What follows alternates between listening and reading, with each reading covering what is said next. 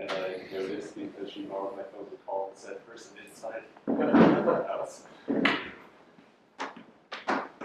I think this is probably the attendance we'll get. We'll get started. Camera's rolling. I can do this. Okay, David. Okay. This is David Lowe. I know David for many years. When did you start working with him?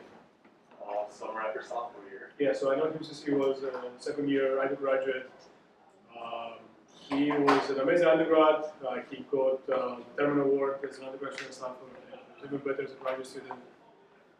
He worked on efficiency data centers. He worked on one really difficult problem. What happens to efficiency once you throw low latency applications in the mix, which makes it difficult to both manage power and schedule applications. So the first thing he did is he basically figured out how to run low latency applications to get them to be fully energy proportional. And the things we're going to talk about is how do you post-schedule applications the same class and with something as aggressive low latency as Google Search and get the best of both worlds, very high utilization and low latency. And the really amazing thing about David is that most of us that did the PhD, we do some experiment that run to some small scale number of machines and we call it a day, and then we hope that some poor person in the industry will actually apply it. David went to Google a couple of times and he actually applied to production systems, production forms. And he's finishing up soon. He should be writing soon. And the hope is that, like him, he likes us, and he considers doing the stuff for a production piece of software that people can actually buy. Oh, thanks, Chris. That's for a great introduction. I almost don't need to give my talk anymore now. Yeah, so today I'll be talking about how we're able to achieve very high utilizations in data centers, even in the face of these large-scale latency critical workloads, which historically have basically been anathema to try to increase utilization in data centers. So this was work that I did while I was an intern at Google over the past few years. Okay, so this work is motivated by two things. The first is that increasing data center utilization is a really important challenge in today's data centers.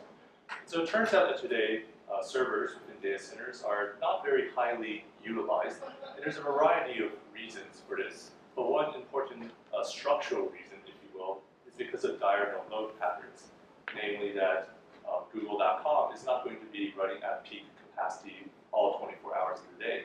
When it's 3 a.m., not many people are on Google.com, so that causes the load to drop. And so one solution that's been proposed for this is to fill in the idle capacity during these times of low load by putting fast effort jobs into the empty space. And this is called oversubscription. And by doing this, you can increase the utilization of the data center, which then leads to higher amounts of capability for the data center because you're able to run more work given the same hardware. And because of this, you also greatly improve the cost efficiency as well, because you've already paid for the server once. It's not like at the end of the server lifespan, you can trade it back in for amount of credits by saying, oh, I haven't used the server that much. It's not like a card. And secondly, the second motivating factor is that the existence of these large-scale latency critical workloads. And these are a class of growing applications within data centers, and they are things like Google Web Search, Facebook, and Twitter. So historically, these class of applications haven't worked very well with oversubscription because they're very complicated workloads with multiple tiers, and they also have very strict service level objectives, or SLOs.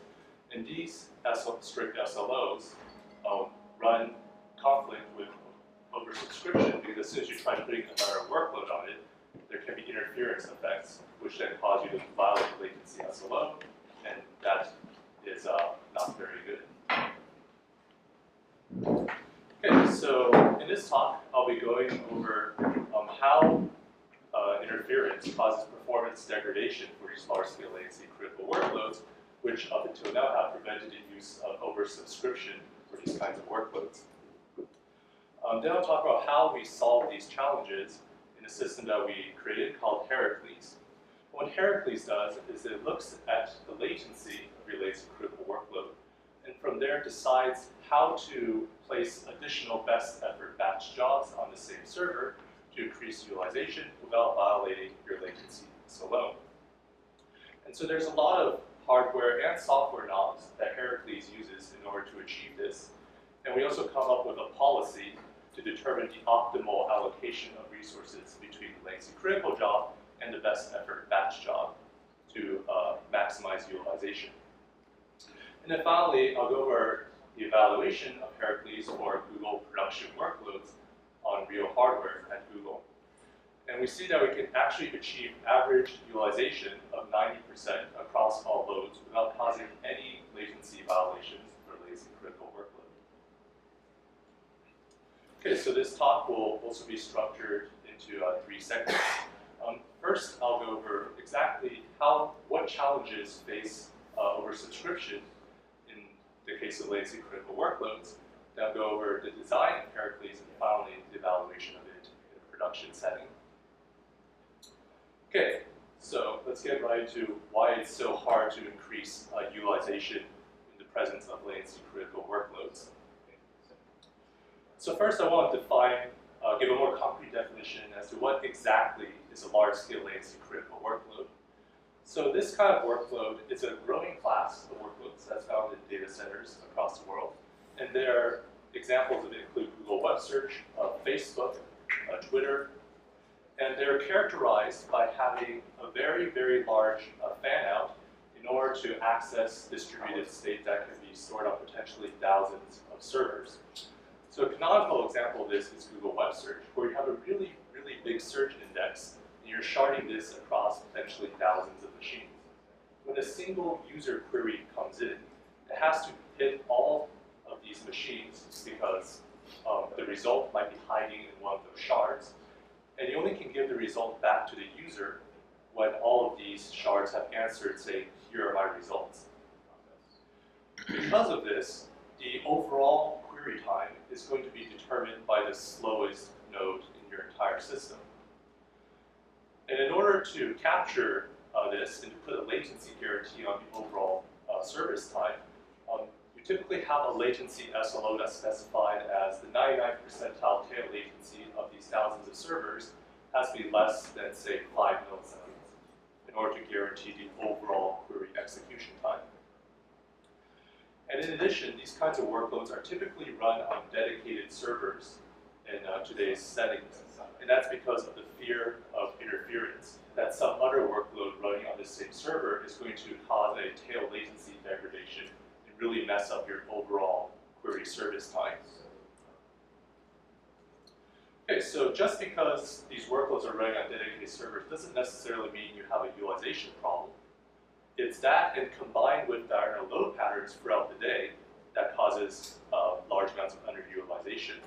And so on the left here, we're looking at a chart that shows the load on Google Web Search, and this was collected as a production trace. And what we see is that for about half of the time, utilization is low. This is when people are going to bed and not using the internet as much. And so, in fact, for about half the day, the utilization drops from a high amount of utilization to a low amount of utilization. And what this represents is significant unused capacity in the data center. And so this is actually a very optimistic picture of underutilization. There are additional studies out there that have examined large public clouds, for example, Amazon's EC2. And what they've discovered is that the average utilization throughout the entire day is oftentimes less than 20%. So that is a lot of capacity that you're paying for and you're not using. Okay, so that's the problem of underutilization, but what does this translate to in terms of potential upside? So if we look at the total cost of ownership of a data center, we first see that the vast majority of costs are these fixed one-time hardware costs, because you have to pay for the servers, you have to pay for the cooling infrastructure, you have to pay for the networking capacity. And these items are things where just because you don't use them as much doesn't mean that they will be cheaper, because you have to pay an upfront cost. And so the only way you can get the most bang for your buck in this scenario is to increase the utilization of the data center to make sure you make the best use of these fixed one-time costs that you paid. And so the idea that we're using to do this is, as I mentioned earlier, over subscription, where we want to be able to co-locate a best effort batch job to raise utilization when the latency critical workload is not experiencing periods of high load. Okay, so in theory, that should be pretty simple, right? Like, why can't we just take a batch job, put it on the same server as the latency critical job, and run it as a low priority process and let the operating system take care of scheduling and resources and all that. So in this experiment, what we did is we tried doing exactly that. We took a batch workload from Google, placed it on the same node that was running web search, so we set the priority of the batch workload to be very low, and we then measured latency of the latency critical workload and see what happens. And so what the green line represents here is the SLO latency bound. Everything below it is okay, everything above it is no good. And what we immediately see is that as soon as we turn on the batch workload, for all loads, even low loads on the system, such as 10%, it already causes problems in terms of latency. We're already breaking the latency SLO and exceeding it by 50% or more. And so what this implies is that if you just take that naive approach of let's let the operating system handle it all, it doesn't work at all. You simply cannot co-locate this batch workload with the latency critical workload. And so there are lots of reasons for why you have a lot of the latency degradation in the system. And today's mechanisms, such as virtual machines or container groups, they mostly focus on controlling interference that could be caused by a process, sources of process interference. For example, what this means is you have your batch workload eating up a lot of CPU cycles it's not supposed to, or allocating a lot of DRAM and causing an out of memory condition, or just simply crashing and taking the whole system down. And so today's mechanisms mostly focus on whacking those moles. And then, but once you say, okay, let's try running that, you see another mole pop up. In this case, let's say last level cache interference in your system.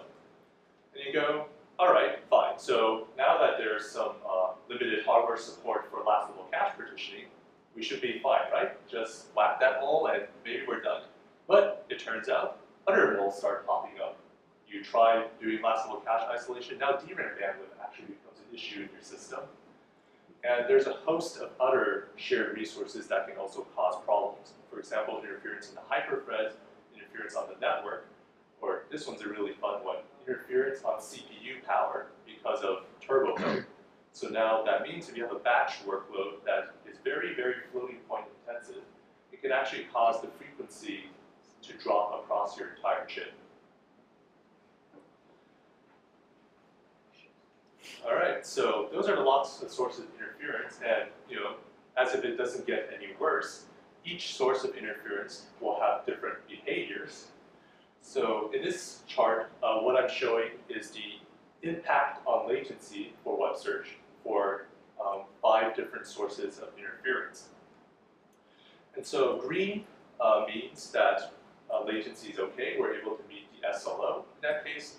Whereas yellow to red means that we're now exceeding the SLO. This is not a situation that can be tolerated, and the more red it is, the worse that the latency violation is. And so I want to focus on 2 sources of interference. The first is hyperthread interference.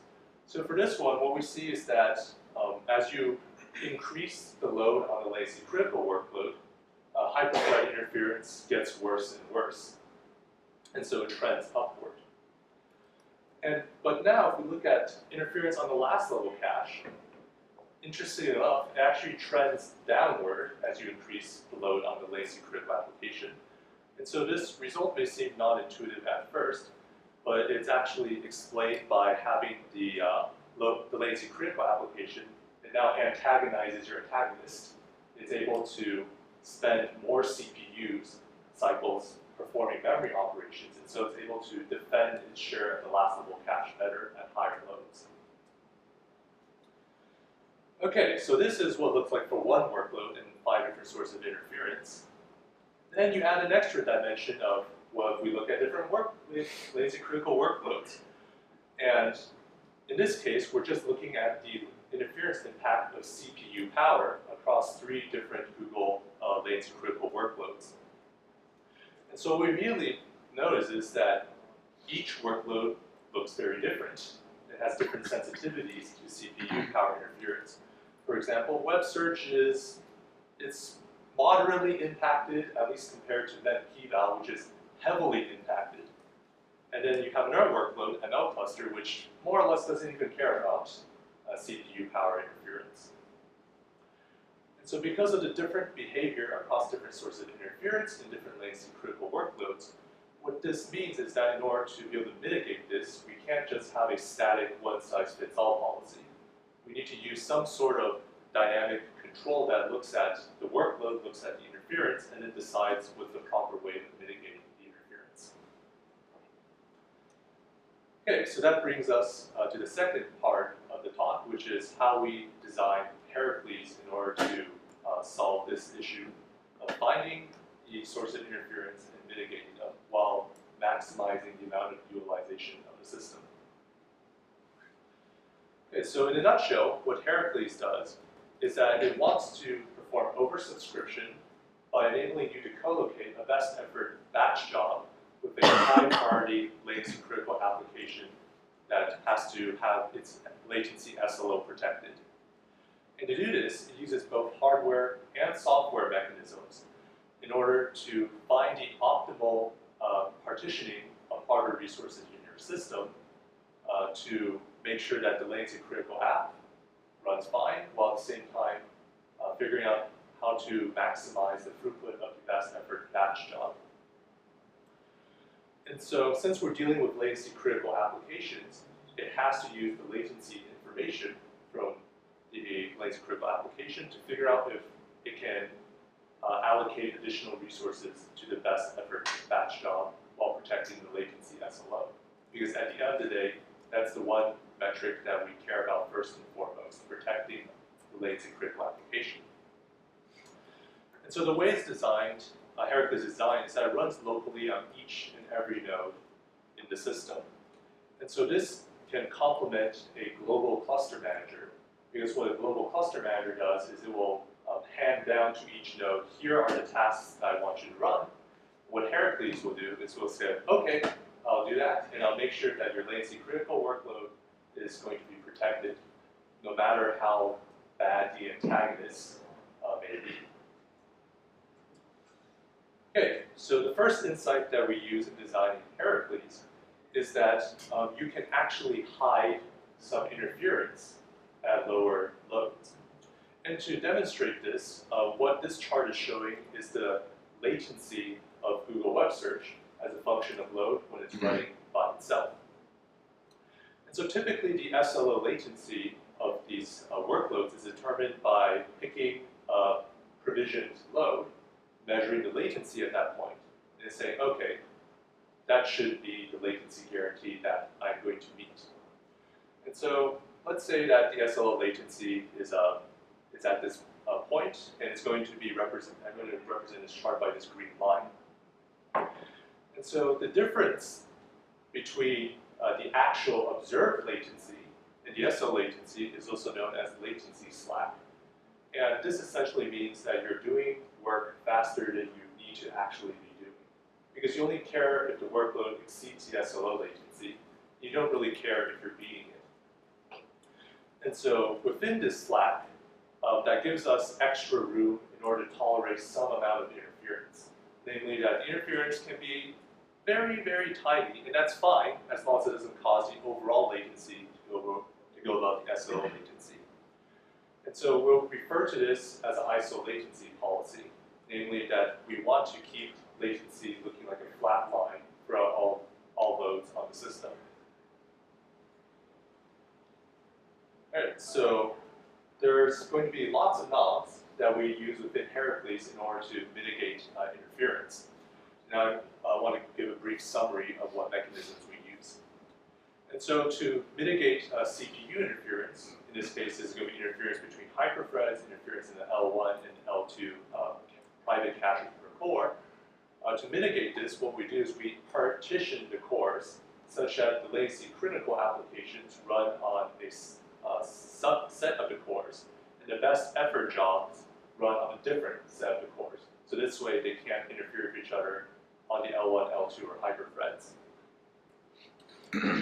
Then to handle last level cache interference, we use newly introduced hardware cache partitioning mechanisms, and these can be found in select Haswell processors. To handle DRAM bandwidth interference, this one's actually quite tricky because currently there is no hardware support for per core DRAM bandwidth monitoring or per core DRAM bandwidth isolation. And so to achieve this, we actually have to use software means. Namely, we schedule the best effort jobs onto some cores, and then by controlling the number of cores these best effort jobs run on, we can actually dial in a certain DRAM bandwidth use. And intuitively, this makes sense because each core can only issue so many memory requests per second, and one core cannot issue fast enough to completely blow out the DRAM bandwidth of your entire chip. On the network side, we do network partitioning of transmit bandwidth, and this is achieved by using hierarchical token buckets, which is a Linux queuing discipline, which lets you control the egress rate on your NIC. And so on the ingress side, we don't look at that in this work because there's already plenty of prior work on network flow control in order to control input network bandwidth. And then finally, to mitigate CPU power interference, we use core dynamic voltage frequency scaling in order to slow down the best effort cores in order to essentially redistribute power on the chip. Okay, so those are the 5 nodes that we'll be using for Heracles. But the question is, those are the mechanisms. How do you determine the proper values to dial in for these mechanisms? And so at first blush, this looks like a big optimization problem. Namely, the objective function is to maximize the utilization of your system. And you're subject to the constraints that you can't violate the latency SLO of your latency critical workload. But remember that there are 5 mechanisms and 5 nodes that need to be set. So what this means is that you have a pretty nasty 5-dimensional optimization problem. And so if you want to solve this as is, you're going to have to construct a huge model of how does the latency critical workload interact with every single batch workload you're going to put on the system. And you have to characterize this across 5 different dimensions. So this is not feasible at all because when someone says, I have a job to run, they can't wait for your system to perform the characterization that's going to literally take a week to do. So the insight to making this a tractable optimization problem is that we can actually reduce this 5-dimensional problem into many smaller independent problems. And so the observation that enables this is that latency violations, they only really tend to occur when you're saturating a particular shared resource. For instance, if you're running up the DRAM bandwidth, or if your CPU, or if the power that's used on CPU is basically running at TDP and things are slowing down. And the intuition behind this is that when you're running up against the limit of the system, you can effectively view this as sort of like a queuing model. When you're running at extremely high utilization, your service time. And in addition, when you're trying to go beyond the capacity of the system, which you obviously can't, what this means is that you're now going to have different workloads contending for the same shared resource. And oftentimes, the latency critical application is going to be the loser in this scenario.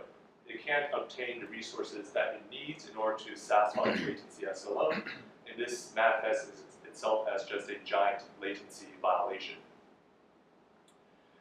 And so the insight that we derive from this is that as long as we can keep the latency critical workload satisfied in terms of the resources it needs, namely it's not being starved out for resources, and that each shared resource has enough slack within it to absorb bursts, we can actually decouple all of these different sources of interference into many independent problems.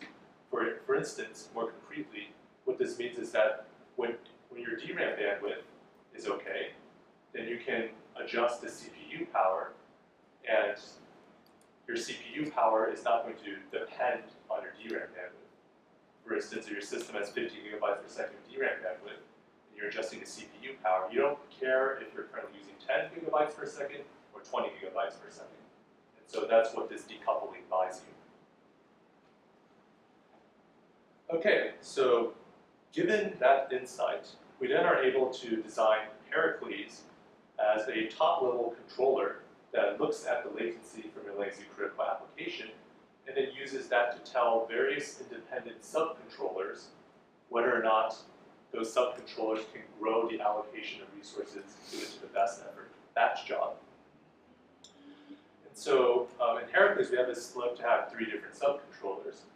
One subcontroller handles CPU power, another subcontroller handles network transmit bandwidth, and the final subcontroller actually has to handle both CPU allocation as well as memory bandwidth. And I'll get into why we have to couple those 2 things together shortly.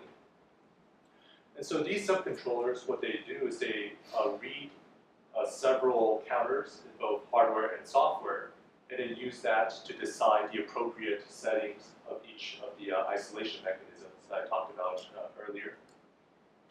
And so overall, this is a giant feedback controller where you have feedback based on latency as well as feedback based off of system performance counters.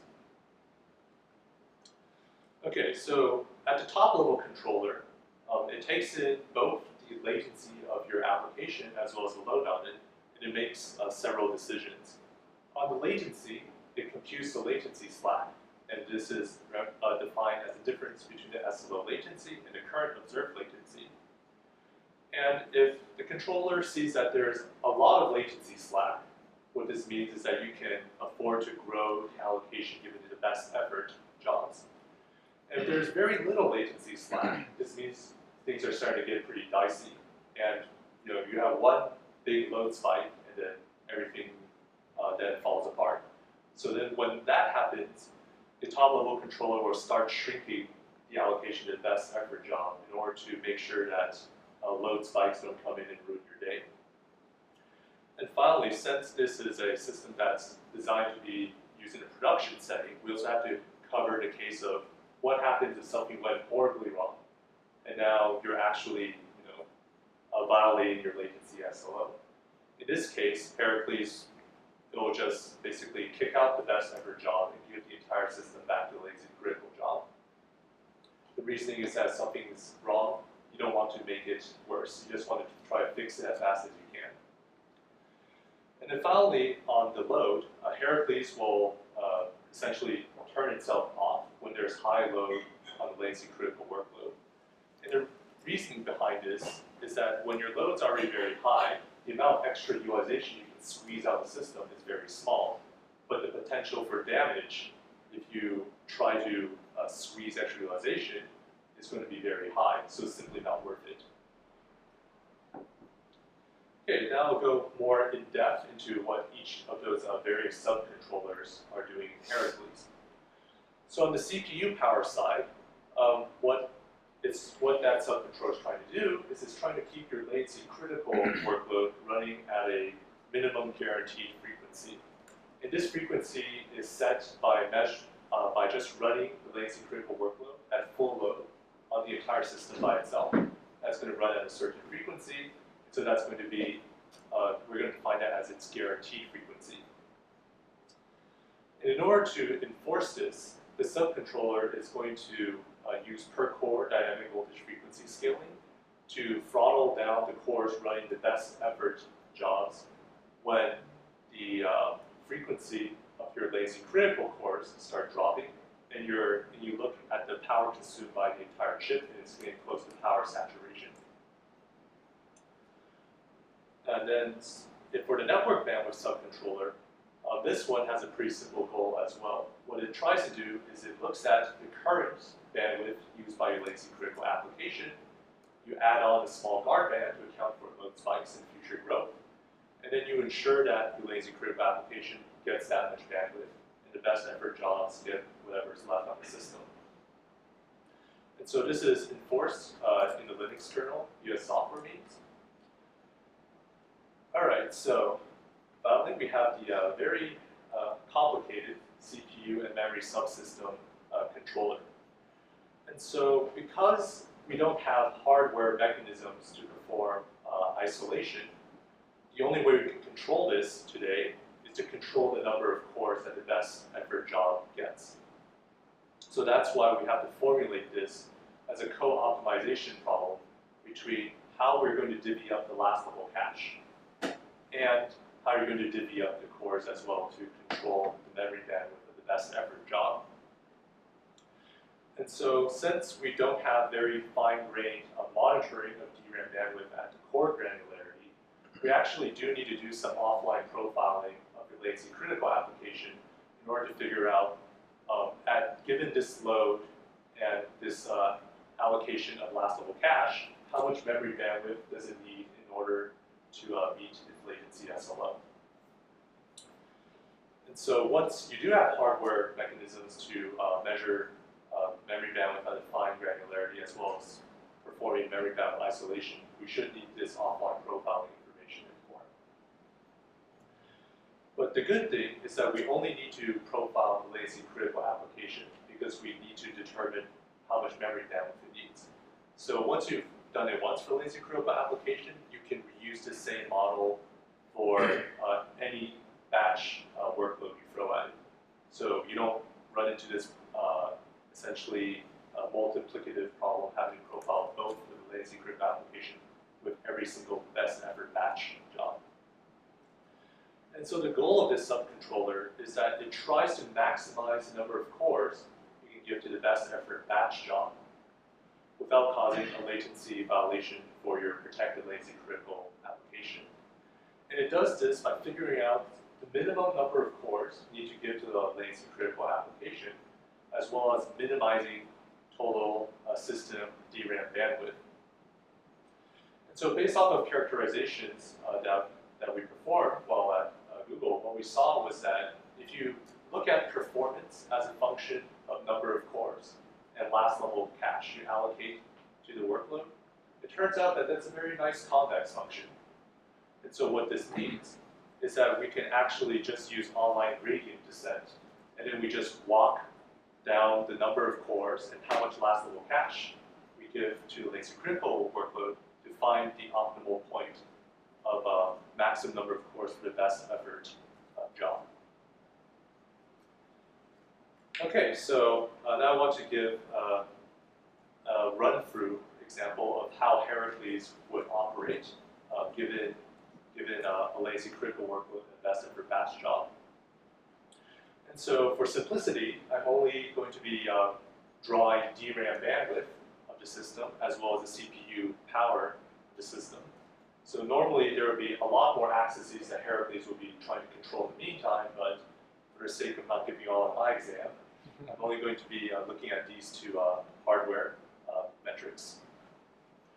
And so first, you're going to have a hard limit in terms of utilization of these resources, where if you cross this hard limit, bad things are probably going to happen. And so as soon as that happens, Heracles is just going to kick out the best effort batch job and try to get things under control. In addition, there's a soft limit, and beyond this point, Heracles is going to try rolling back changes, or in the worst case, or the best case, it can adjust knobs to reduce the utilization of a particular resource. For example, for CPU power, you can use DVFS to throttle your best effort jobs to reduce power without having to resort to kicking things out. Okay, So initially what's going to happen is that we're just going to give one core in the entire system to a best effort batch job.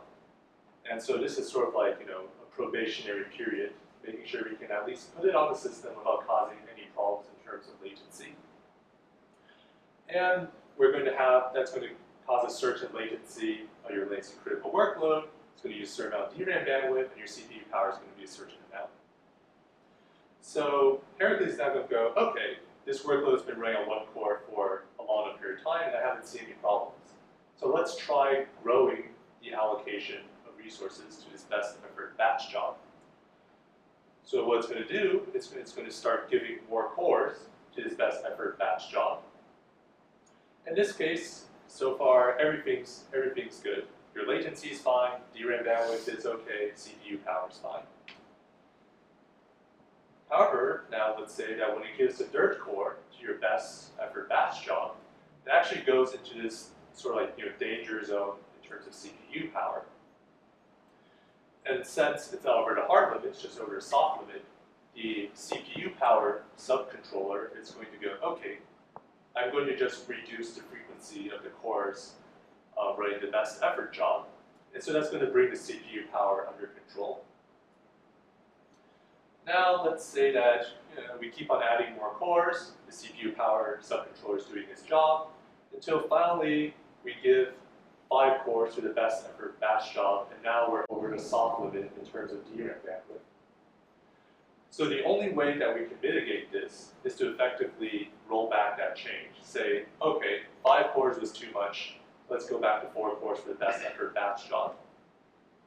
And then this will be the final solution of the optimization problem to give you the maximum utilization of your system while keeping the latency of your latency critical application in check.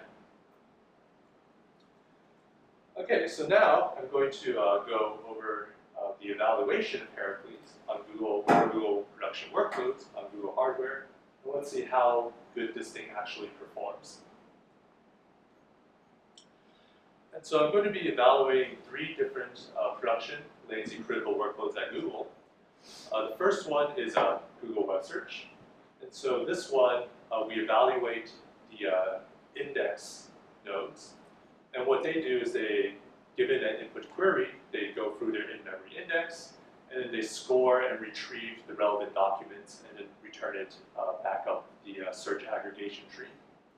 And so the latency SLO at the leaf node is going to be something like 99th percentile latency has to be less than some tens of milliseconds. And then another workload I look at is a machine learning workload that performs text clustering in real time. And I call this workload an ML cluster. And for this one, since the tree is not as large, the SLO latency is defined as the 95th percentile tail latency. It has to be less than some tens of milliseconds. And finally, the last workload I'm looking at is an in-memory key value store that's very similar to memcached, and it's called memkeyval. And for this one, it's very, very low latency since you're using this as a memory cache. So it better be fast, otherwise you might as well just go to disk. And so for this one, the 99th percentile latency has to be less than hundreds of microseconds. And so the difference between that SLO guarantee and the others is 2 orders of magnitude. And so for these experiments, I'm only looking at single node for that. So this is just, you take a single node, you run the workload, and you measure 99th percentile latency. Okay, so that's the latency critical applications. Then we also have to look at what's the best effort batch jobs that we're going to be putting on the same node. And so I have 3 synthetic antagonists that all they really do is they just really try to blow out a particular resource.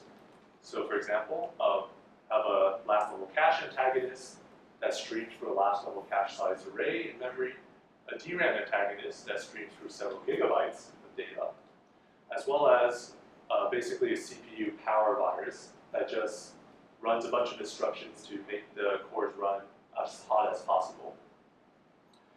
In addition to these synthetic antagonists, I also look at two Google production batch workloads. The first one is a deep learning workload, also known as Google Brain. And this one stresses a lot of resources in the system. So it's a very well-tuned workload that is going to muck with your last little cache. It uses a lot of DRAM bandwidth, burns a ton of CPU power, and burns a ton of CPU power. And then I also look at a different batch workload. This one is a Street View image stitching. And this one's mostly going to consume a lot of DRAM bandwidth because the pictures that come off the Street View cars turn out to be really, really, really big.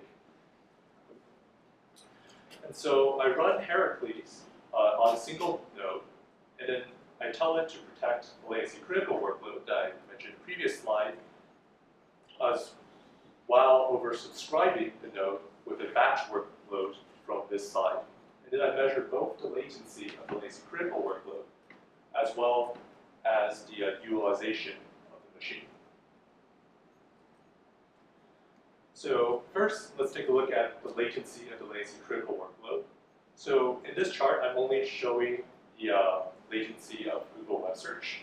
All the other latency critical applications have pretty similar behavior to this, so I'll omit it for clarity. And in this chart, I'm looking at the 99th percentile latency of web search as a function of load, with and without Heracles. So the dashed gray line here, that's what represents the SLO latency. And again, everything below that is fine, and above that is not good. And the pink line here, this is the baseline of just if you run web search by itself without anything else running on the system. And all the other lines here represent latency of web search when we start co-locating additional batch workloads on the system under supervision of Heracles. And so what we see is that we're able to essentially shift the latency from the low baseline latency to something higher that is not over the SLO latency, because we're still meeting the SLO latency guarantees in all cases here. And so this, what it translates to is that we're now essentially trading latency for extra work. And so this is the ISO latency policy that I mentioned earlier in the talk. So that's great. How much extra work are we actually getting out of the system? And so in this chart, I'm plotting the effective machine utilization of the servers. And effective machine utilization is basically, I define to be how much work of dedicated servers are we able to do on this one server. And so for the latency critical application, the contribution of that is just what's the load of the latency critical application. Because if you're running at 50% load, that's going to be 50% of a server. And then for the best effort batch jobs, I define that to be what's the throughput of the batch job while it's running on Heracles. And then you normalize that to what's the throughput of the batch job running by itself full out on a single dedicated machine. And so then you add those two terms together, and then you get the effective machine utilization. And so what we see is that we're able to keep effective machine utilization extremely high throughout all load cases. And on average, if you average it out for all latency critical workloads with batch workloads for all utilizations, you actually get 90% average effective machine utilization. And so one really interesting thing is that you can actually have better than 100% effective machine utilization. And this is due to better bin packing. For instance, if you have web search, at full load, it's not going to be utilizing all the DRAM bandwidth of the system. So what this means is if you put on some batch workload that isn't terribly CPU intensive, but uses a lot of DRAM bandwidth, you can then add these two together synergistically and get over 100% effective machine utilization. Okay, so another really neat thing is that by increasing the utilization of machines, we're actually also able to increase energy efficiency by a very significant margin as well. So in this chart, I'm plotting the CPU power consumed by the system as a function of a load on the latency critical application And so before and after Heracles, what we see is that the power increase in order to run these extra batch workloads is far less than the amount of extra work that you're able to get out of these machines. So to take a concrete example, let's look at what happens at 20% load on a latency critical workload. So here, when we raise the utilization from say 20% to 80%, that's 300% extra work you're getting out of this machine. But if you look at the power increase to achieve this, you're going from 60% to 100%. That's only a 60% increase in power. 300% is far greater than 60%. So what this means is your energy efficiency goes up by a very large margin. Okay, so that was for single node experiments. What I was also able to do at Google was take web search and run it on a small mini cluster comprised of around tens of machines, and then run Heracles on that against the diurnal load pattern and see how well Heracles is able to extract extra work during periods of low utilization on web search. And so what this chart is showing is the effective machine utilization that Heracles can get to over the baseline with the diurnal load trace that I showed earlier in the talk. And so what we see is that we're able to achieve at least 80% effective machine utilization throughout this entire load trace. If you look at the average effective machine utilization, it's actually 90%, which is in line with what we expected for the single node results. And so what this also means is huge savings in terms of cost efficiency of the data center.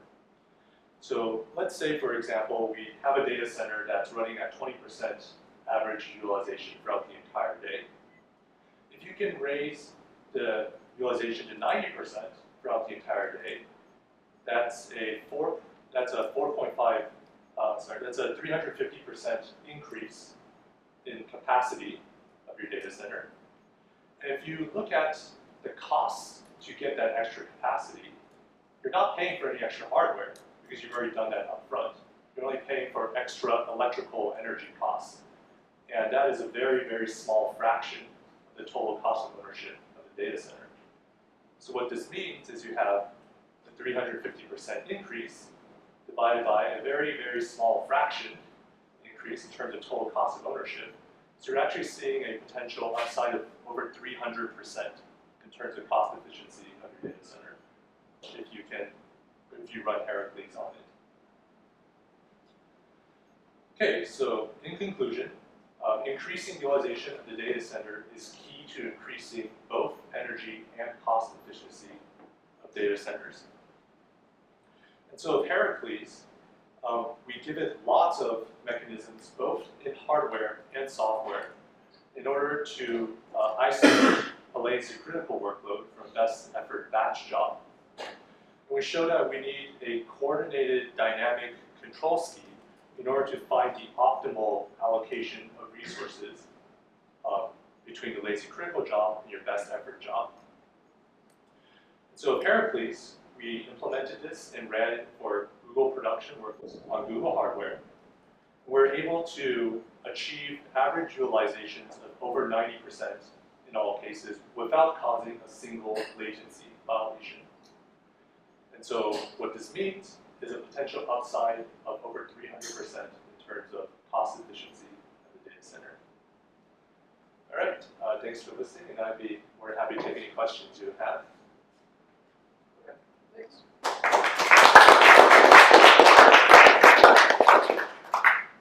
Are Google going to use it? Sorry? Are Google going to use it? Unfortunately, I can't. I'm not allowed to say. So it seems like a lot of things you're doing that were very close to the hardware, closer than most applications.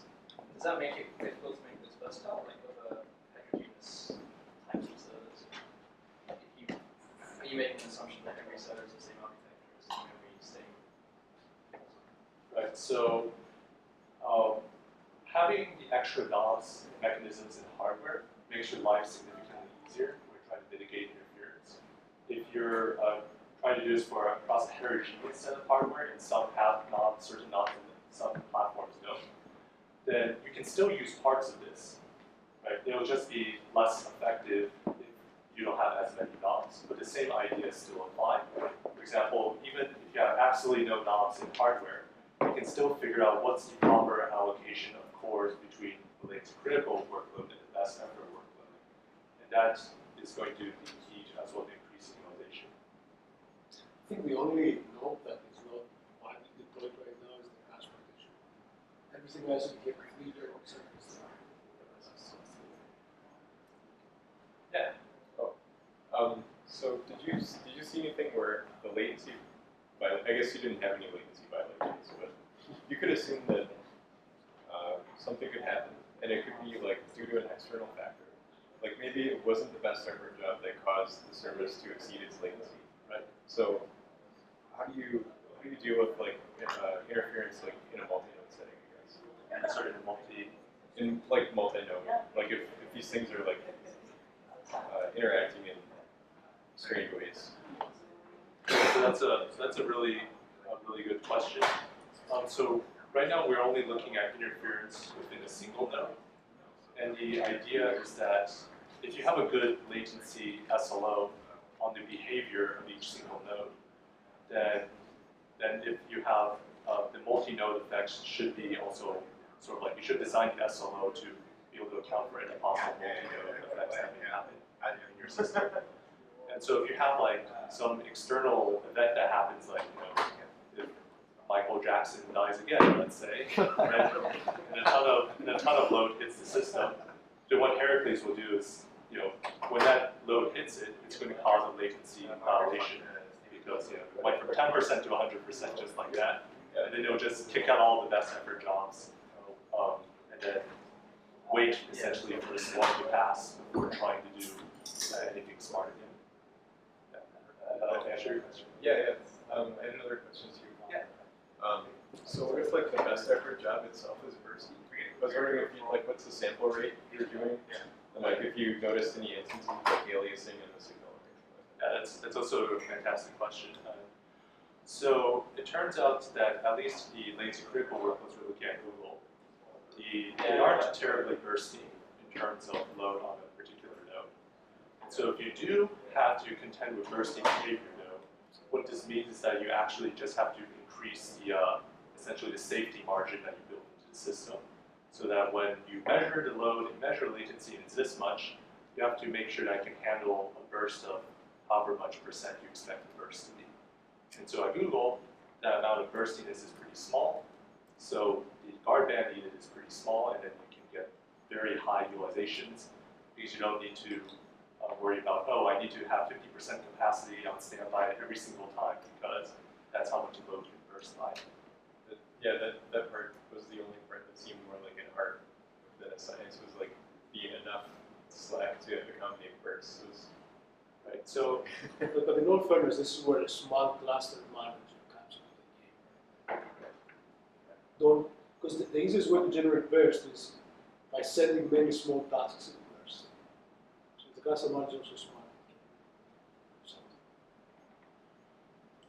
To what extent are the results dependent on the particular 5% classes of Google workloads? Like, if it's going to work on any workload, you're going to throw out in different chunks. right. So in theory, with the very targeted synthetic antagonists, the idea behind that is that you can throw almost everything at this, and it'll still work out. And so I also have results. I did show it here where we just threw in a big mess of workloads, like basically run all the antagonists all at the same time, and it was actually able to handle that without causing any latency violations. In that case, it's a lot harder to measure utilization because what's the utilization of stream, right? So that's why I didn't include those numbers, but it does work if you just throw in random things.